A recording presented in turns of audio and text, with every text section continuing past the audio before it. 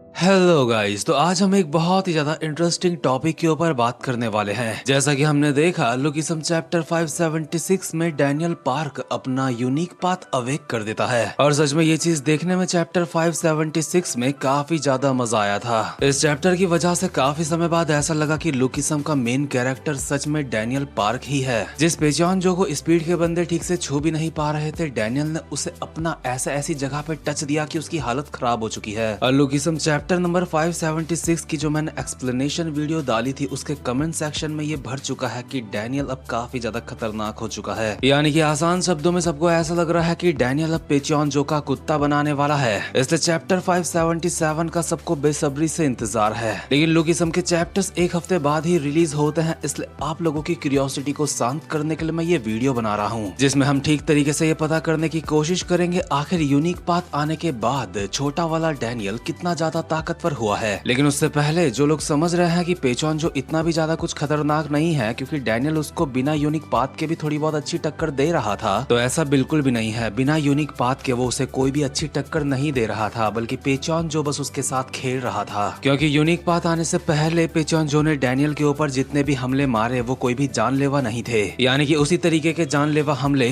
जिसमें उसने लाइनमैन के पेट में अपनी 4 उंगलियां डाल के उसकी आंतों के साथ खेला था और योवुला की आंतों के साथ भी। डैनियल के पास यूनिक पाथ आने से पहले पेचॉन जो ने डैनियल के ऊपर काफी सारे हमले करे थे, लेकिन उन हमलों में से अगर कोई पेचॉन का 4 उंगलियों वाला घप होता तो डैनियल अप हो चुका होता। लेकिन चैप्टर 576 एक बहुत ही एपिक चैप्टर मुझे इसलिए लगा क्योंकि डैनियल की अवेकनिंग हो चुकी है और अवेकनिंग के बाद डैनियल वर्सेस पेचॉन जो काफी ज्यादा दिलचस्प होने वाला है। डैनियल सच में पावर के एक अलग ही लेवल पे जा चुका है। अब वो सच में एक काफी ज्यादा खतरनाक मॉन्स्टर बन चुका है। डैनियल वही बंदा बन चुका है जो गन यामाज़ाकी उसको बनाना चाहता था। एक पल के लिए जोहान शोंग का जो यूनिक पाथ था वो भी इतना खतरनाक नहीं था, क्योंकि जोहान शोंग के यूनिक पाथ में जोहान सिर्फ वो अटैक मार सकता था जो कि अनअवॉइडेबल है, यानी कि जोहान के हमलों से बचा नहीं जा सकता। लेकिन जोहान के सामने अगर कोई खतरनाक बंदा खड़ा हो तो जोहान भी उसके अटैक से नहीं बच पाएगा, जैसे कि वो गन के अटैक से नहीं बच पाया था। लेकिन डैनियल पार्क का केस यहाँ पे काफी ज्यादा अलग हो जाता है। भाई का यूनिक पाथ इतना ज्यादा स्पेशल है कि वो दुश्मन के हमलों को अपनी तरफ आता तो देख ही सकता है, जिससे वो आराम से उनसे बच पाता है। साथ ही में डैनियल ये भी देख सकता है कि दुश्मन उसके हमलों को कैसे ब्लॉक या फिर डॉज करने वाला है, और ये चीज देख पाने की वजह से वो दुश्मन के डिफेंस को बढ़िया करके तोड़ सकता है, जैसा कि उसने चैप्टर 576 में पेचॉन के डिफेंस को तोड़ के उसकी रिब्स में पंच मारा था, काफी बढ़िया वाला। यानी कि कुल मिला के डैनियल के यूनिक पाथ में ये शामिल है कि पहले तो उसको कोई मार नहीं सकता, वो सारे हमले देख लेगा, उन्हें डॉज कर लेगा। साथ ही में डैनियल जो किसी और को मारेगा उससे बच पाना लगभग नामुमकिन है। अगर इस इंफॉर्मेशन में चैप्टर 576 के आगे पीटीजे ने और कोई छेड़छाड़ नहीं करी तो अभी तक तो ऐसा लगता है ये एक डैनियल की ऐसी पावर है जो कि साफ साफ लगती है हैकिंग।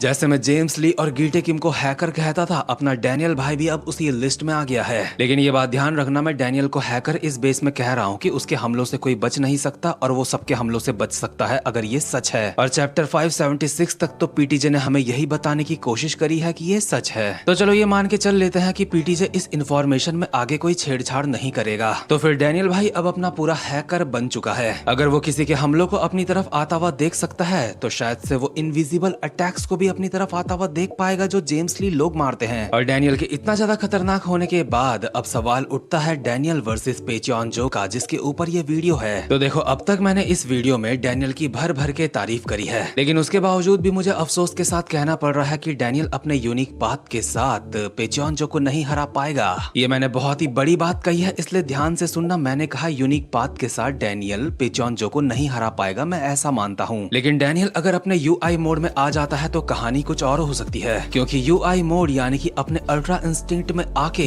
कोई भी इंसान उन सारी चीजों को जो उसको आती है उनको पहले से और अच्छे से इस्तेमाल कर सकता है। इसका मतलब डैनियल अपने यूनिक पाथ को और ज्यादा खतरनाक तरीके से इस्तेमाल कर पाएगा। ऑब्वियसली उसका यूनिक पाथ उसी के अंदर ही तो इनबिल्ट है ना, तो फिर यूआई मोड उसको एनहेंस जरूर करेगा, यानी कि और ज्यादा बेटर बनाएगा। लेकिन ये तो बात है तब की जब वो यूआई मोड में आएगा, लेकिन पीटीजे उसे यूआई मोड में ना जाने क्यों नहीं लेके आते। वैसे एक तरीके से सही भी है, क्योंकि वैल्यूएबल चीजों की सप्लाई हमेशा कम होती है, इसलिए यूआई मोड की सप्लाई मानवा में कम है। देखो, इतनी चीजें तो आपको समझ आ ही चुकी होंगी, लेकिन अब आपके मन में सवाल उठ रहा होगा कि भले ही वो यूआई मोड में भी ना आए, लेकिन अब भी वो अपने यूनिक पाथ की वजह से इतना ज्यादा ताकतवर हो चुका है कि काफी सारे लोग सोच रहे हैं कि वो हार कैसे सकता है, वो भी तब जब उसके हमलों से कोई नहीं बच सकता और वो सबके सबके हमलों से बच सकता है। लेकिन मुझे पूरा यकीन है आप में से कुछ खतरनाक इंटेलिजेंस वाले लोग इस चीज का तोड़ निकाल चुके होंगे, और जिन्होंने अब तक ये तोड़ नहीं निकाला है उनको मैं बता देता हूँ। देखो, भले ही डैनियल के हमलों से कोई बच नहीं सकता और डैनियल सबके हमलों से बच सकता है, लेकिन क्या होगा अगर सामने वाले बंदे को डैनियल के हमलों से बचने की जरूरत ही ना हो? यानी कि डैनियल के सामने कोई ऐसा बंदा आ जाए जिसको डैनियल लगातार पेले जाए, उसे मारे जाए, लेकिन सामने वाले बंदे की एंड्योरेंस इतनी ज्यादा तगड़ी हो कि डैनियल उसे कभी भी नॉकआउट ही ना कर पाए। यानी कि कोई ऐसा बंदा जिसके पास अमर शरीर हो। और पेचोंजो के बारे में ये कहा जाता है कि उसके पास है इमॉर्टल बॉडी। यहाँ तक कि पेचोन के पास्ट के एक सीन में हमने ये भी देखा था कि पेचोन की बॉडी में काफी सारे पैने हथियार घुपे हुए हैं, उसके बावजूद भी वो अपनी जगह पे खड़ा है। और पेचोन जो कि यही इमॉर्टल बॉडी डैनियल के लिए बहुत ही तगड़ा डिसएडवांटेज बन सकती है उन दोनों की फाइट में। और ये चीज डैनियल को एक और मामले में पीछे कर देगा, जो कि है स्टेमिना। पेचोन जो कि इमॉर्टल बॉडी डैनियल के हमलों को झेलने के लायक है, लेकिन क्या लिटिल डैनियल की बॉडी में इतना स्टेमिना है कि वो लगातार पेचोन जो को मारे जाए बिना थके?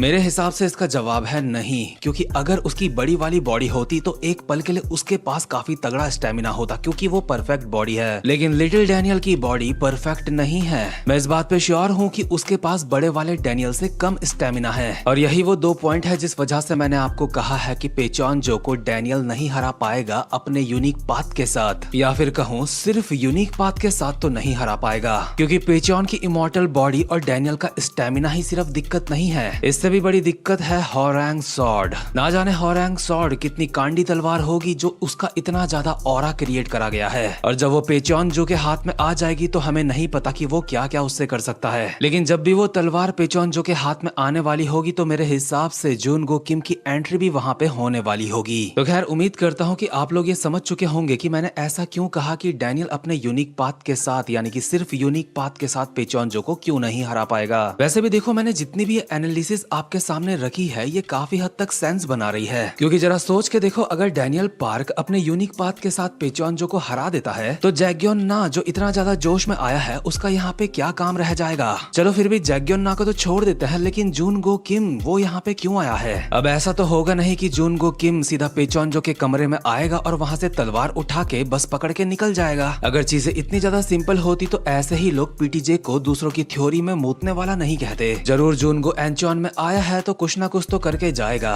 और स्टोरी के हिसाब से थोड़ा बहुत खेलने का टाइम जैग्योन ना को भी मिलना चाहिए, क्योंकि काफी सालों से वो गुस्सा दबा के बैठा है अपने अंदर। इसलिए ये चीज काफी ज्यादा ऑकवर्ड हो जाएगी कि उसके बिना कुछ करे ही बाहर वाले उसका बदला लेके चले गए। तो देखो, कुल मिला के बात यह है कि चीजें अभी और ज्यादा दिलचस्प होने वाली हैं। और अभी आपने डैनियल का यूनिक पाथ तो देख लिया है, लेकिन पेचोन जो को पूरी तरीके से नहीं देखा है, उसकी तरफ से भी अभी काफी कुछ आना बाकी है। इस वक्त एंचोन आर्क में वो टाइम नहीं है जहाँ पे आंख बंद करके हम ये बोल सके कि डैनियल अपने यूनिक पाथ के साथ सबको फाड़ के रख देगा, बल्कि अभी तो टाइम है अनप्रिडिक्टेबल चीजों का, जिनको हम प्रिडिक्ट नहीं कर सकते। मतलब कुछ हद तक तो प्रिडिक्ट कर सकते हैं, लेकिन श्योरली कुछ नहीं कहा जा सकता। और जिस हद तक प्रिडिक्ट कर सकते थे या फिर एनालाइज कर सकते थे, इस वीडियो में मैं वो सब कुछ कर चुका हूँ। और हाँ, किसी के मन में ये भी सवाल आया था कि अगर छोटा वाला डैनियल अवेक हो चुका है तो क्या बड़ा वाला डैनियल भी अवेक हो गया होगा? तो देखो, मैं पीटीजे का चाचा का लड़का तो नहीं लगता, लेकिन अगर आप मेरी मानो तो मेरे हिसाब से बड़ा वाला डैनियल को भी अवेक हो जाना चाहिए, इस हिसाब से कि वो दोनों के दोनों एक ही इंसान है, बस दो शरीर हैं। एक शरीर जो चीज एक्सपीरियंस करेगा, दूसरे शरीर पे भी वो मेमोरी रहेगी। और डैनियल की लिटिल बॉडी के पास वो मेमोरी है कि उसने यूनिक पाथ को कैसे अचीव करा, तो ऑब्वियसली बड़े वाले डैनियल को इसका बेनिफिट तो मिलना ही चाहिए। और हाँ, कुछ लोग जोहान शियोंग और डैनियल के यूनिक पाथ को कंपेयर कर रहे थे, और आपको बता दूं कि डैनियल का यूनिक पाथ उससे काफी बेटर लगा मुझे। शायद से वो पेचोन को ना हरा पाए, लेकिन अब जाके डैनियल ने कुछ ऐसा काम करा है कि हम उसको मेन कैरेक्टर कह सकते हैं। बाकी आपको इस आज की वीडियो के बारे में क्या लगता है मुझे कमेंट सेक्शन में लिख के जरूर बताना, और ऐसे ही थ्योरी वीडियोस और मानवा एक्सप्लेनेशंस के लिए मन करे तो मेरा चैनल भी सब्सक्राइब कर सकते हो। अब मैं मिलूंगा आपसे अपनी नेक्स्ट वीडियो में, तब तक के लिए गुड बाय।